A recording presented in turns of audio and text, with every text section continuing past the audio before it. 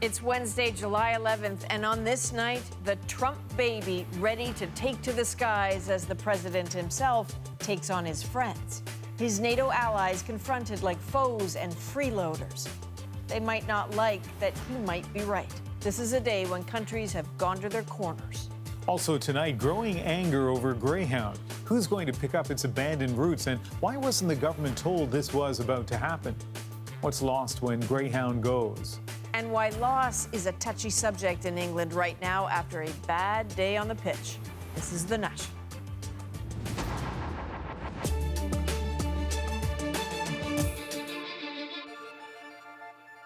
In principle, NATO is the strongest military alliance in the world, and while Donald Trump may have doubts about it, Justin Trudeau doesn't. Something the Prime Minister affirmed while announcing a new Canadian mission to Iraq today. Now we have to rebuild that democracy and strengthen it.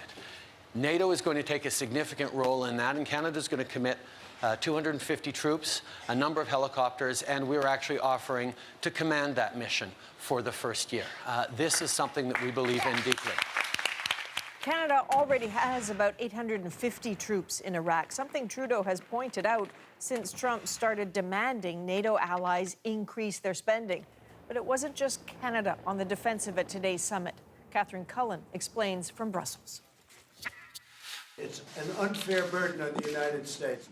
Breakfast wasn't even served. Good morning, everybody. When Donald Trump picked his first fight of the day with NATO. How can you be together when a country is getting its energy from the person you want protection against or from the group that you want protection? Because you understand that when we stand together, also when dealing with Russia, we are stronger. I think what we have seen is that... No, you're just making Russia richer. Well, you're not dealing with Russia, you're making Russia richer. So don't be fooled by the photo op grins. The military alliance is not one big happy family right now. Trump has been demanding all countries fulfill their pledge and spend more on defense. And not 5 years from now, immediately. Who we are as Canadians. Canada announced a new role in Iraq today, but not new spending. And even though Justin Trudeau signed a joint declaration today committing to NATO's financial targets, he also says Canada won't meet them. We don't think about, who's doing more, who's doing less. We will do what we can and what we feel is right. Then Trump decided to up the pressure. Behind closed doors, he told leaders they should double their military spending goals to 4% of each country's economic output. There are discussions, there are disagreements. NATO's Secretary General acknowledged there were challenges, but wouldn't bite on Trump's suggestion. We have agreed to be committed to the pledge increasing defense spending to 2%. And let's start with that. And if any of that seems dramatic, imagine what Germany's Angela Merkel must think. Going from this... But Germany, as far as I'm concerned, is captive to Russia because it's getting so much of its energy from Russia. To a few hours later, this. We have a tremendous relationship with Germany. You've had tremendous success. Merkel said she hoped they could cooperate in the future. That remains to be seen. So, Catherine, someone else who's hinted at wanting to see more cooperation is Canada's Prime Minister. Trudeau and Trump met today as well. Why does that matter? Well, Justin Trudeau said that he was looking forward to this conversation with Donald Trump, which might come as a bit of a surprise when you consider that the last time these two spoke afterwards, the U.S. president tweeted that Trudeau was very weak and dishonest. And that was inspired by a dispute about trade. And it was trade that they discussed today, according to the Prime Minister's office. Now, this was a meeting on the sidelines of the summit, not a formal sit down. We understand that they discussed NAFTA, how the newly elected Mexican president might change the dynamic, and Canadian officials say it was a good conversation, which suggests no name calling. All right, Catherine, thanks very much. Catherine Cullen in Brussels tonight. Trump's next stop, London, for his first visit to the UK, and many there have had just about enough of his transatlantic taunts. So much so that if Trump wants to see what many Brits think of him, he can just look up. He's very cute up on his politics. Behold the giant Trump baby, this likeness of Donald Trump in diapers, cell phone in hand, will fly over London Friday morning with the approval of Mayor Sadiq Khan, who is no stranger to Trump's colorful criticisms. Khan signed off on the protest blimp last week, and then a group crowdfunded a baby Sadiq Khan blimp that may also fly. Political discourse has come to this. We are also expecting anti-Trump protests across the UK tomorrow. Not wholly surprising because, as Margaret Evans explains, the president has been a regular critic of the U.S. ally.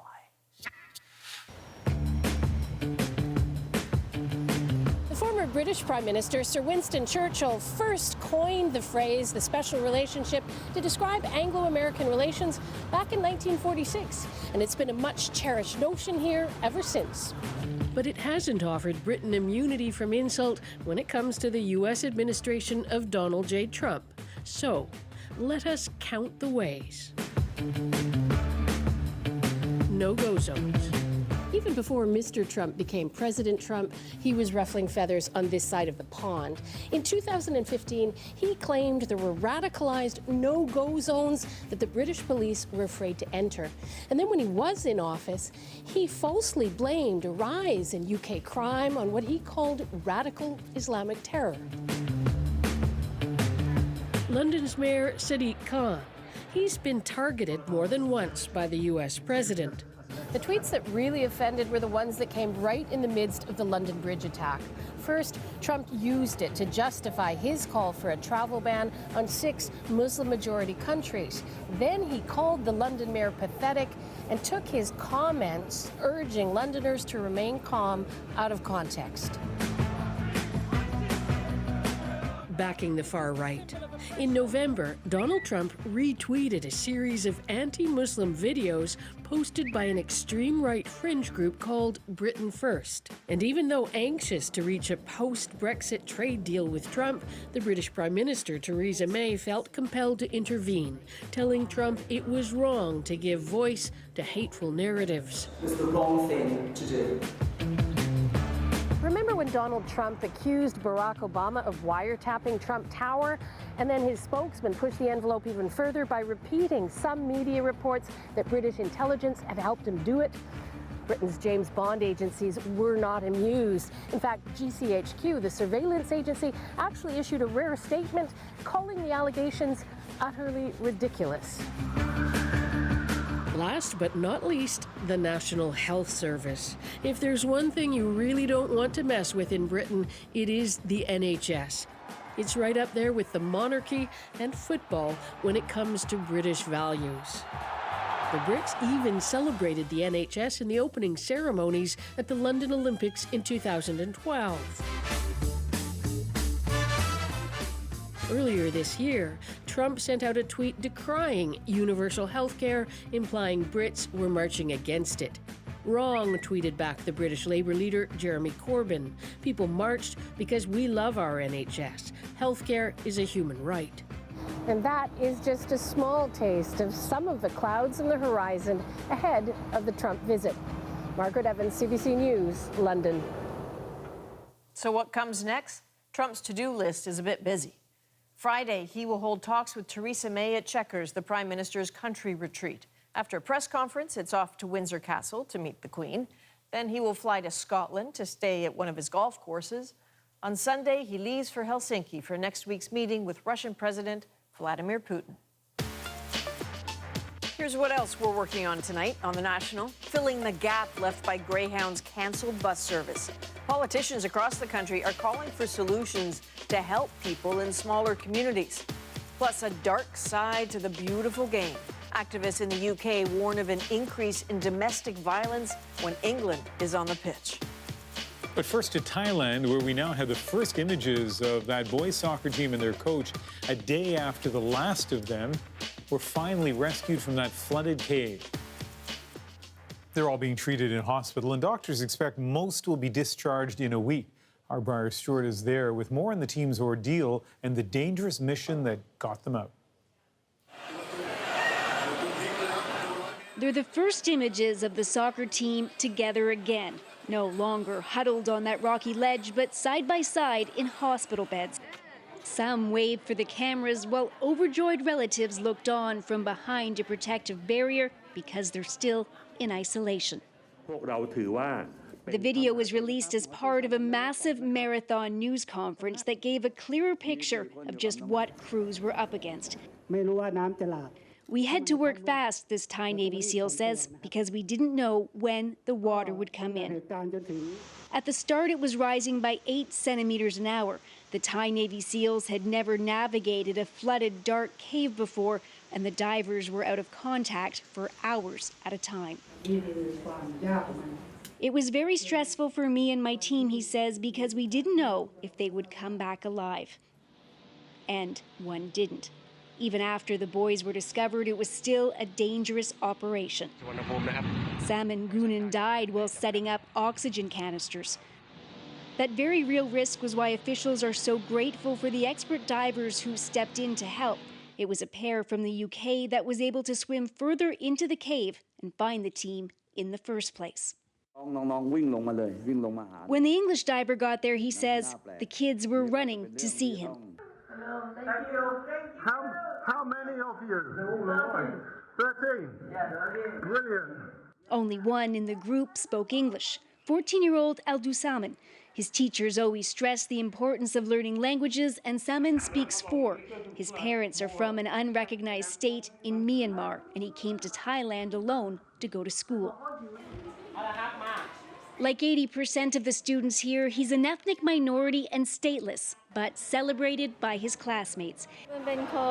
He's kind and helpful towards his friends, she says. He's hardworking and a diligent student. The school set up this display to honor him, and it includes handwritten notes that he'll be able to read when he finally returns. But for now, he remains with the rest of the team, spending time in close quarters for just a little longer. Briar Stewart, CBC News, Chiang Rai. As Briar mentioned, the one Thai boy who spoke English is stateless. That means he doesn't technically have a nationality or paperwork when it comes to citizenship. The same applies to some of his teammates, their coach, and many others. Thousands have fled to northern Thailand from hill tribes and other ethnic groups around the Golden Triangle, a lawless wedge of land that bisects Thailand, Myanmar, and Laos. They're denied political refugee status, but are allowed to live in some areas with few rights. They aren't allowed to vote, own property, or work legally, nor do they have access to health care or a passport for travel. About 480,000 people in Thailand are stateless, according to the UN Refugee Agency.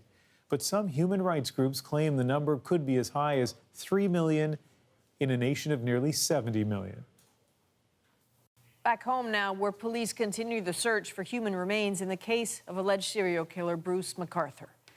After returning to a Toronto house a few days ago, investigators have been digging through piles of compost. And as Ioanna Remiliotis explains, it's akin to an archaeological dig. The police tape is back up. Media is back at a distance, while investigators behind this house keep up their gruesome search.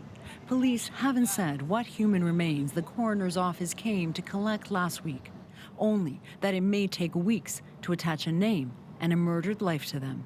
You can later put all those clues together into a story. Renee Wilmon is a forensic anthropologist, a sort of DNA detective. So police have uncovered more remains at Mallory Crescent, and the question is, who do they belong to? Right. How would they be trying to figure that out at this point? Well, of course, they're going to be looking to see if there are any elements that were missing from the sets of remains that they've already found. Police are still literally piecing together a criminal puzzle. What they found last week may belong to any one of Bruce McArthur's 8 alleged victims. 7 sets of remains, all dismembered, have been found, but some are not complete. And Majid Kayhan's remains have not been identified. But police do have DNA profiles of every man. Using animal bones, Wilmon walks us through what it takes to make a match. They would cut a piece of bone from several sites in the body. The samples, she says, would then undergo several chemical tests to extract DNA. How long does that take? That can take anywhere from days to weeks, depending on the quality of the DNA. Police need enough good samples, and everything from scavengers to the sun will affect the quality, and why even the smallest piece can be crucial. And when police gave media an extraordinary glimpse of the scene last week, investigators were also looking for other clues to figure out how long the compost piles have been there if they were dumped, carefully hidden, or deliberately scattered. If all of the bones belong to the same individual, but they're at these multiple layers, then it's possible that these remains were deliberately mixed. So you're trying to construct a story, not just figure out who these remains belong to. Absolutely. Police believe the latest remains could belong to the last named victim or to someone else entirely. And as this crime scene winds down, they may be getting closer to closing an unprecedented investigation or widening it even further. Joanna Rimiliotis, CBC News, Toronto. We're keeping an eye on a number of other developing stories tonight, including an update on U.S. government efforts to reunite migrant families separated at the border. The Trump administration says it expects that all migrant children under the age of 5 who are eligible to be reunited with their parents will be by tomorrow morning. The government failed to meet a court-ordered deadline yesterday to reunite all 102 children with their families. It cited a number of issues, including that some parents hadn't yet been located. Robert Latimer is asking for either a pardon or a new trial. The Saskatchewan farmer was convicted of second-degree murder in 1997 for the killing of his severely disabled daughter. He called it a mercy killing. Latimer is now asking for a rare ministerial review of his case. The CEO and the board of Hydro One, they're gone, they're done. As I always said, promises made, promises kept. Ontario Premier Doug Ford today announcing that Hydro One CEO Mayo Schmidt is out, and so is his board of directors. This comes after vows to fire the CEO during the election campaign. He called Schmidt a $6 million man for his annual salary and bonuses, and Ford blamed Hydro One for Ontario's steep hydro rates. Still to come on The National, take a ride on the last Greyhound bus as it rolls out of Whitehorse. And we go behind the scenes at NASA as a Canadian astronaut prepares for a stint at the International Space Station. And the Canadian diver who helped rescue the boys in Thailand tells us what it was like inside that cave. To be honest, I've never been put in a situation like that before. I mean, I don't think anyone has.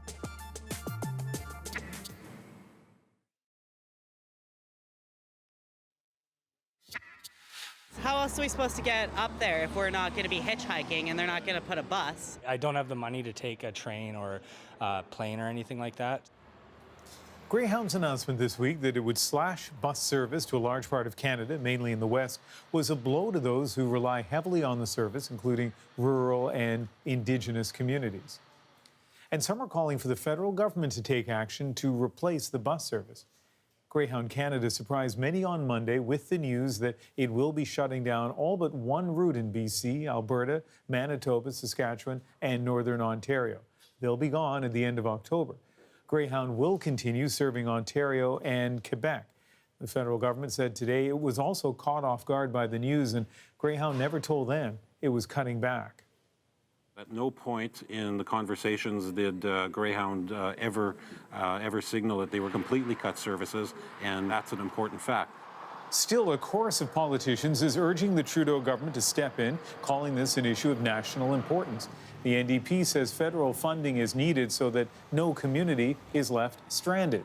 Here in British Columbia, we have the documented fact that the lack of bus services along the Highway of Tears led to missing and murdered Indigenous women who had to rely on hitchhiking because there weren't any adequate bus services. And Alberta's Rachel Notley promises to raise the Greyhound issue with her fellow premiers when they meet in New Brunswick next week. This is a fundamental issue around basic ability to a right to transportation. So as provincial and federal governments try to figure out how to fill the hole left by the bus giant, at least two companies say they're looking at stepping in. Aaron Saltzman has a look at how this could unfold. The Maritime Bus Charlottetown Terminal. For some, it's the only way off the island. I'm heading to Halifax, and again, unless I don't have a car, so it's the only way I can get back to Nova Scotia. To think they almost lost this service. In 2012, Acadian Lines pulled out of the region, citing financial losses. Maritime Bus stepped in. The company also operates school bus, municipal transit, and charters, so it's more diversified, less dependent on long-haul trips, leaner and more efficient.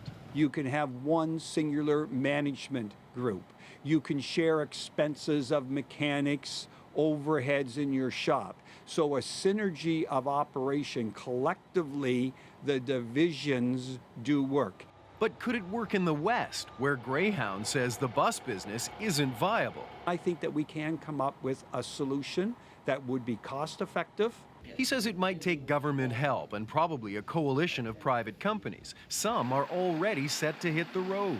What we're proposing is that we're going to fill the void on the routes in Northern Ontario and Manitoba. Casper Wabinski runs Casper Transportation based in Thunder Bay. His service would be comparable to Greyhound's, but they'd use smaller vehicles. And instead of big terminals, they'd also cut costs by picking up passengers at transit stops or in parking lots. Fresh ideas that some say could be an improvement. One of the problems with Greyhound is I'm not sure how much attention they really gave to this area. We've certainly heard they had older buses here. It didn't sound to me like they were trying to grow the business. He says a patchwork of small, more custom operations might be more viable. Casper Wabinski says that's his company in a nutshell. You know, I'm happy sometimes to have 4 people going to Fort Frances. And there would no doubt be people in Fort Frances who'd be pretty happy with that too. Aaron Saltzman, CBC News, Toronto. This isn't the first time Greyhound made cutbacks in the country. Recently, the last bus rolled out of Whitehorse after almost 50 years of service. The CBC's Philippe Morin was on board. The last Greyhound bus out of Whitehorse sold only 7 tickets. A whopping 7 passengers on our last trip out of Whitehorse. Okay, everybody on the bus, come on down. It's actually a little better than average for the route, which has been struggling for years. Welcome aboard our last scheduled trip, southbound Watson Lake, Fort Nelson, continuing Dawson Creek. It's about a 1,000-kilometer trip on the Alaska Highway. Greyhound says the route was recouping about 1/5 of its expenses. The average ridership in 2017 was only 3 people. That's on a bus with 56 seats. Church says the ridership was low, but people often told him the route was important to them. A lot of people depend upon the Greyhound for coming to Whitehorse for medical appointments. So what are they going to do? The answer may be another company. The Liard First Nation in Watson Lake says it's looking at starting a shuttle service. Going to miss it immensely. Brent's favorite part of the job has been people's reactions to the scenery. Listening to the oohs and the ahs, and he can almost feel the bus tip sometimes as 14, 15 people migrate to one side of the bus in order to get the great pictures of the bears, the bison, and if you're fortunate, the wolf. Philippe Morin, CBC News, on the Alaska Highway. Next on The National, the agony of defeat for English soccer fans at the World Cup. Another blow amidst the turmoil at home. But there is joy today for Croatian fans celebrating their team's first trip to the World Cup final. Moscow, baby! Woo! For a small country of 4 million, this is very big.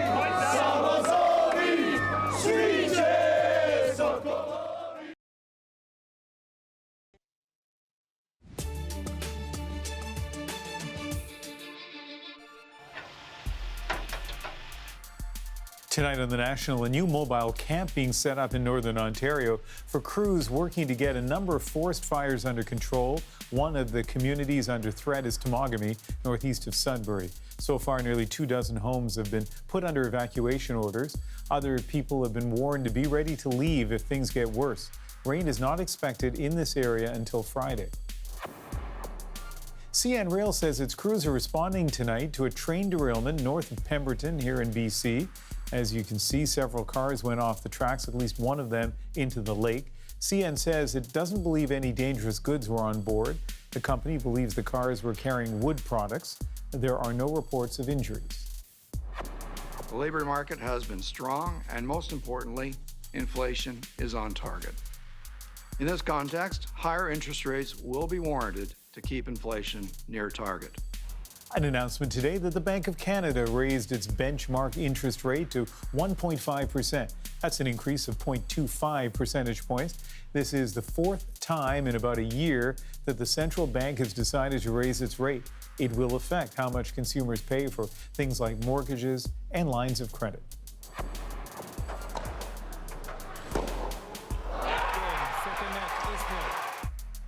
And Canada's Milos Raonic lost his match at Wimbledon today. He fell to American John Isner in the tournament's quarterfinals. Raonic said after that he felt like he tore a muscle in his leg early in the match. As long as his injury isn't serious, Raonic should play at the Rogers Cup in Toronto in August. So, spoiler alert for anyone who hasn't seen the results, but for the first time ever, Croatia is heading to the World Cup final. Quite a feat for a nation with a population of less than 5 million.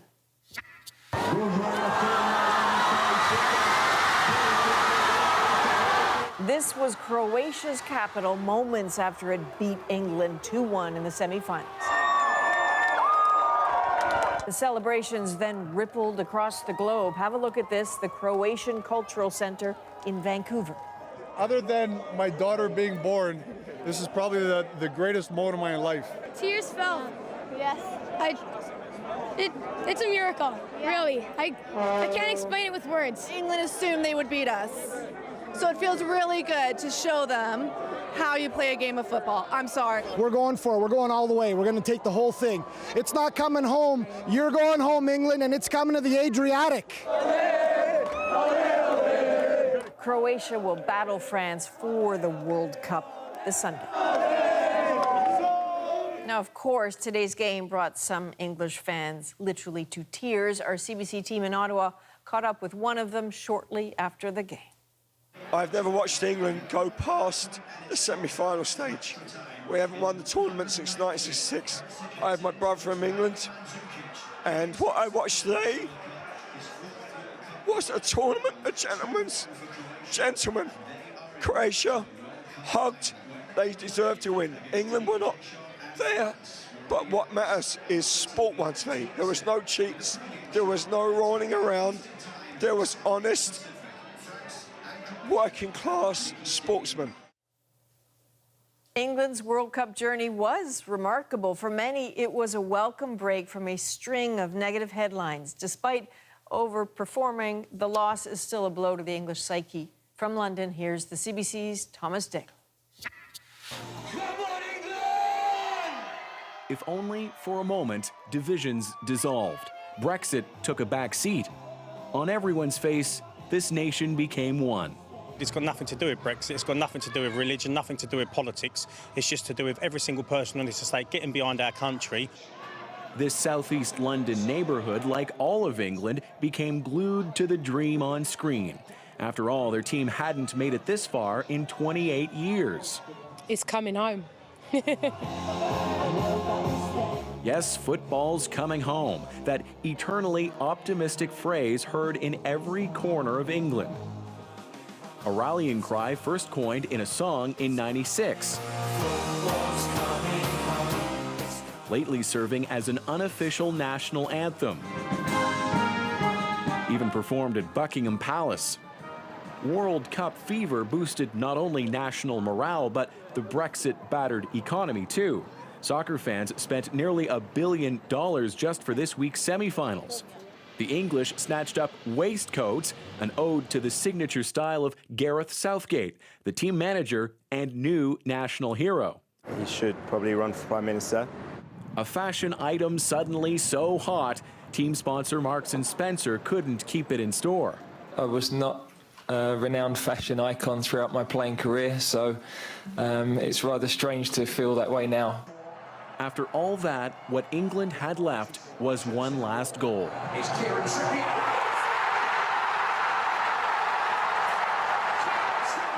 Too little for Croatia, who silenced London's Hyde Park, beating England 2-1.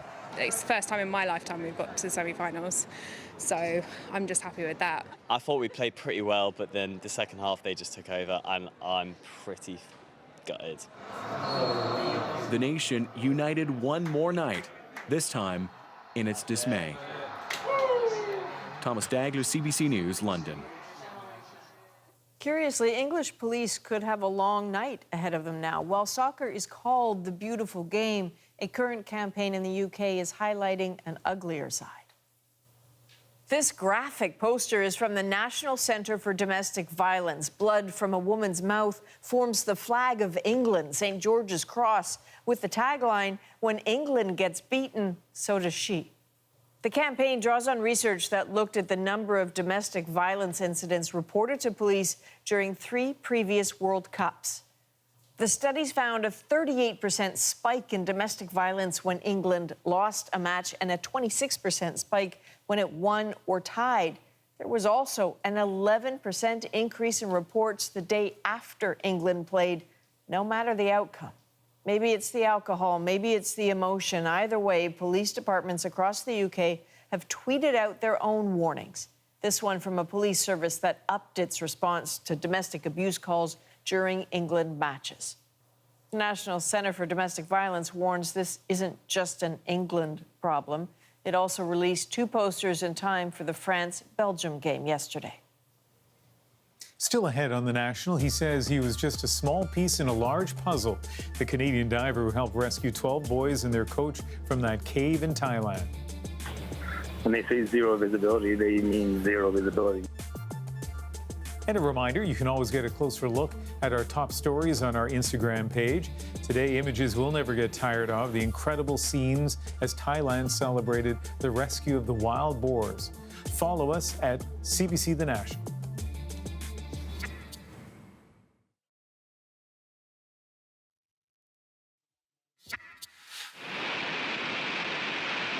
And liftoff. A Russian cargo ship made history this week when it docked with the International Space Station less than 4 hours after liftoff. That is a new record for the fastest mission ever to the space station, a trip that normally takes 2 days. The robotic spacecraft delivered nearly 3 tons of food, fuel, and other supplies for the crew. And later this year, David Saint-Jacques will be part of that crew on the International Space Station. The Canadian astronaut says he dreamed of exploring space. How he made it to this point is an impressive journey in itself. Saint-Jacques earned a degree in engineering, working in the field for 2 years before going back to school for a PhD in astrophysics. After that, he worked at some of the world's top facilities, but then, still in his 30s, another career called to him. He went to medical school, choosing to practice in the far north in a small Inuit community on the eastern shore of Hudson's Bay. In between climbing mountains and sailing oceans, Saint-Jacques also got his commercial pilot's license. By the way, he speaks 5 languages. I also feel humbled by this because I know it's, the task that lies ahead is huge. And when he was selected by Canada's space program, he still hadn't hit 40. Pretty impressive. The years since have been spent training for what is likely to be the greatest adventure of Saint-Jacques' life. I got a chance to see that process up close this spring at the Johnson Space Center in Houston. Here again is the making of an astronaut. All right, for this? Yes, sir, we're ready for you. What an illustration of just how complex and challenging astronaut training is. Well, take a look at NASA's Neutral Buoyancy Laboratory, where going underwater helps prepare David Saint-Jacques for going into space. Just getting dressed is cumbersome. This already bulky suit will stiffen when it's pressurized. And when he goes underwater to work on a life-size replica of the International Space Station, every move he makes will be watched and assessed by a team of scientists. Everyone, helmets is on the line. Copy that, no alarm.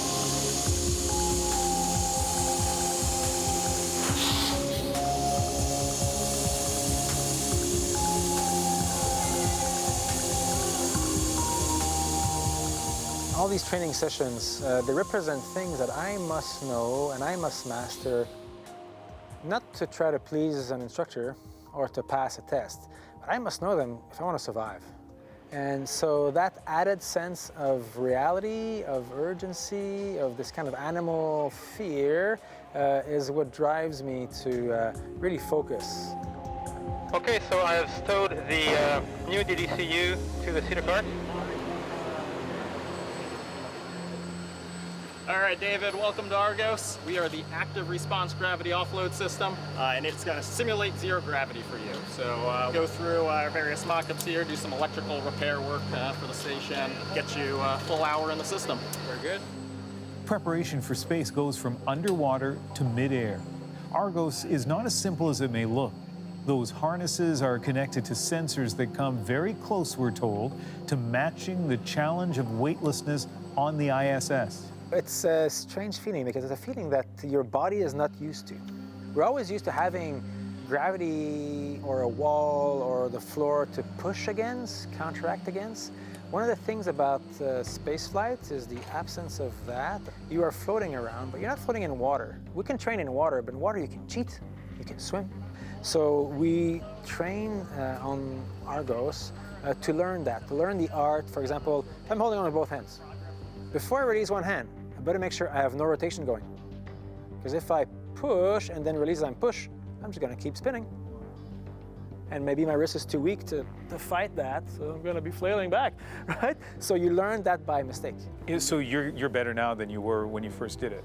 Yes, yes, yes, yes, yes. And everybody says on board that's, you know, there's always a senior crew, and they've been there for a month, and then when the rookies come in, they're bouncing all over the place. They're constantly crashing in the walls because they can't really fly well.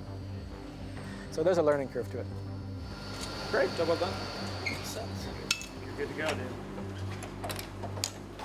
It takes an unusual array of skills to make the grade here. The physical ability to adapt to near zero gravity and withstand the G-forces of blast-off and the return to Earth.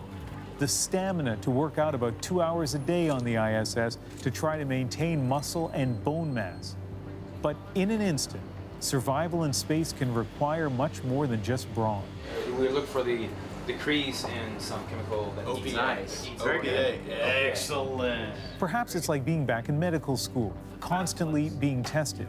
Here, Saint-Jacques is quizzed about which pipe does what. So many acronyms, even the instructor gets mixed up. This one works on the MTO. On the MTO? No. Okay. It's LTO. I'm sorry, LTO. Oh, You're right. Yep. Those details could be critical. Among his duties on the International Space Station, Saint-Jacques will be responsible for maintenance on the Columbus lab and conducting experiments on astronaut health in the Destiny and Unity labs, as well as controlling the Canadarm. Going back to PMA, gas is 41.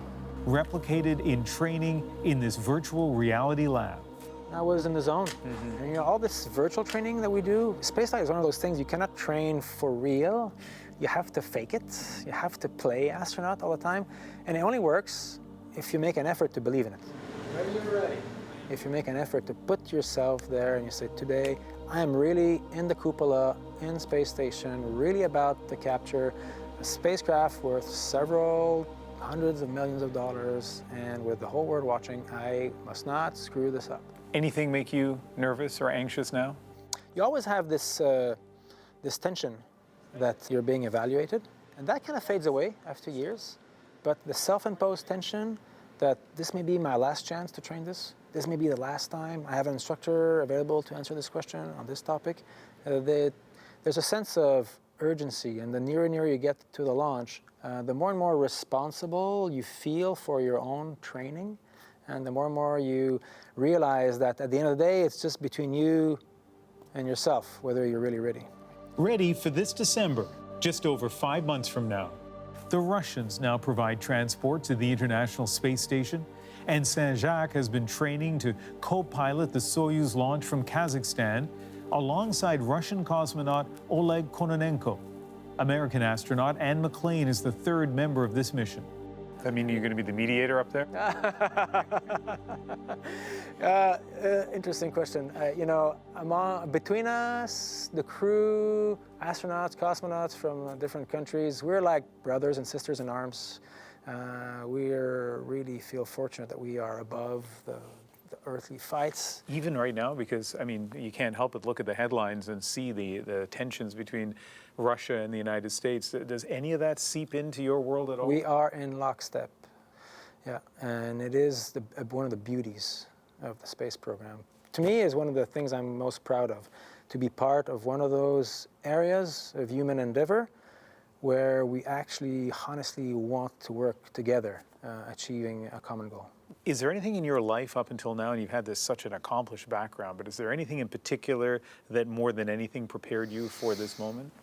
No, it's interesting. So looking back, I think it all contributed to some extent.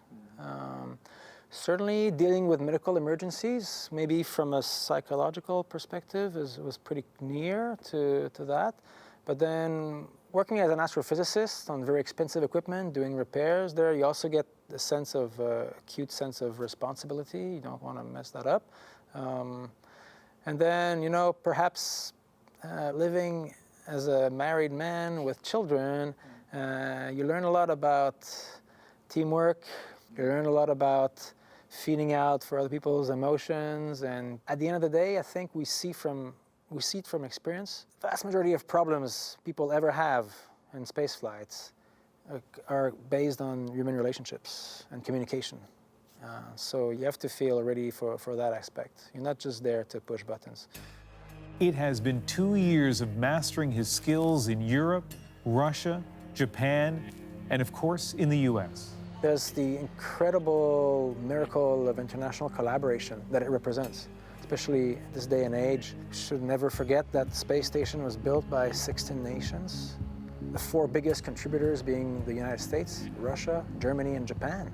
And you don't have to look back long to go back to an era when there was very little collaboration between these 4 nations. So space does that. It is one of those arenas where humans play well together and honestly want to achieve the same goal. And that is, I think as Canadians, a bit like that. Canada is one of those countries that tries to settle conflicts, right, as opposed to create them. So I think this means something for me. So David Saint-Jacques scheduled to blast off on his first mission on December the 20th, and there is currently another Canadian in space. It's an honor and privilege for me to be a part of this international program. In fact, Drew Feustel took over as the commander of the International Space Station last month. He is a dual Canadian-American citizen and one of the world's most experienced spacewalkers. Feustel got his PhD at Queen's University and worked as a geophysicist in Kingston, Ontario, before becoming an astronaut. Still ahead, the Canadian at the center of the Thai rescue effort. His incredible story is our moment of the day. But first, we want to show you a story we'll bring you tomorrow night on The National. You a white boy. You got options. He's a brand new character on the 2nd season of the CBC drama Anne. You may not remember him from the books. He's Avonlea's first ever black character. His name is Sebastian. He's from Trinidad.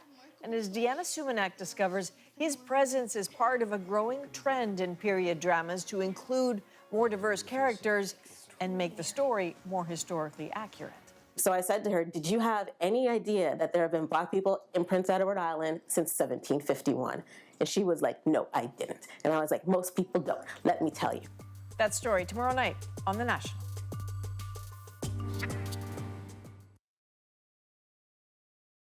Put a bird on it. Quickly, quickly. Yeah! Time of my life!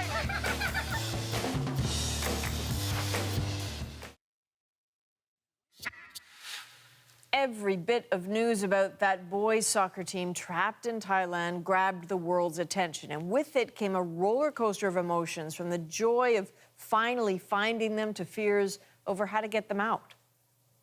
Their rescue seemed nearly impossible, including to those in the know. For the first time, we are now hearing from a Canadian diver who was part of the rescue effort. He helped support divers from the UK during the mission. So here is some of what Eric Brown shared by phone with the CBC's Heather Hiscox. It's our moment of the day. To be honest, I've never been put in a situation like that before. I mean, I don't think anyone has. I mean, cracks 30 centimeters big that you have to squeeze through to get back there, and you literally can't see your hand in front of your face. It's, when they say zero visibility, they mean zero visibility. You can't see anything. Were you always confident that you'd be able to carry this off, or were there any questions in your mind as you embarked on this? When I arrived here and went in the first dive and saw even the first section, which is the 25-minute sort of underwater swim, yeah, in my head, I was like, there's very little chance it was going to work. What was the key, do you think, that you were able to do this? I think any diving like this, it comes down to sort of teamwork. We had the U.S. military there who were, rock solid. We were all supporting the Thai Navy, which was to coordinate everything. You had the Australians come in, and then you brought in probably, 6 of the best divers in the world from the UK who are, sort of trained in this type of environment. And then you had, 6 of us sort of who happened to be locally around who could help them in the procedure to do it. Sort of 24 hours on, is there a lesson in this? How are you sort of processing it in your mind, what you've been a part of, what you've been able to accomplish? Just relief, to be honest. I can't imagine those kids spending 13 days or 14 days, whatever it was, and, like my testament to those kids, if they didn't have the will they did, then this mission wouldn't have been successful. So that was Canadian diver Eric Brown. As you might have heard him say there, he just happened to be in Thailand when the call went out looking for help, and he surely answered that call. Earlier today, one of our reporters in Vancouver, Anita Bath, spoke with Eric's big brother, Kirk, about what this moment has meant for them. So let's have a listen to that. I'm very proud of him, not just on how he handled himself during the rescue, but how he's handled discussing it after. He's just talked with pride about everybody he's worked with, how they were a team, and it doesn't surprise me he was there. It doesn't surprise me that he's being so humble. I'm just proud all around. And let's not lose sight, Adrian, of the risks involved here. I saw an interview earlier today with the U.S. Air Force major, I think, who was part of the planning. He said the risk assessment was that a 70% chance of success, 70% chance they would succeed, and that would almost certainly include, he said, casualties among the soccer team. So an incredible feat. Yeah, and I mean, it's fact. This will be studied for a very long time. There's a lot to learn from this. Yeah, good lessons. That is The National for Wednesday, July 11th. Good night. Good night.